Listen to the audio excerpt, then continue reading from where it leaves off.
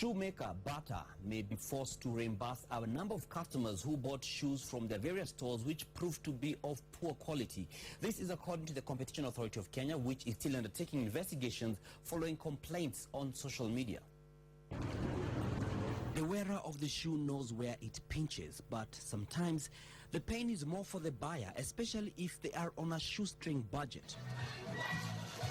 As children went to school this January, the pinch was on the parents' and the guardians' wallets, as some felt they did not get value for their money from shoemaker Bata.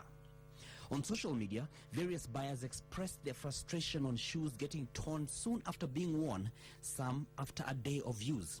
One brand was notorious for not being as tough as its name promises, Toughies.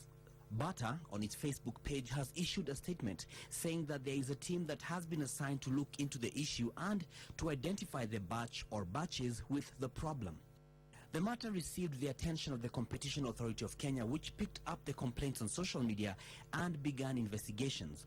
Now, if found culpable, the Limuru-based shoemaker can be forced to reimburse customers the full cost of the affected shoes, replace them, and recall the entire batch that is found to be substandard.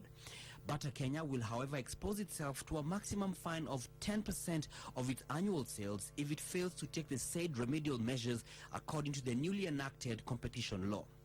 The law empowers the CAK to apply several administrative remedies, including ordering a refund to consumers, replacement or repair of goods, withdrawal of misleading representations, as well as recall of unsafe goods and notices to the public on existence of such goods. This is an example of the impact of social media on ensuring cases of violation of customer rights are attended to. As for Bata, as it treads the situation and the rubber meets the road, the hope is that it will not lose its soul.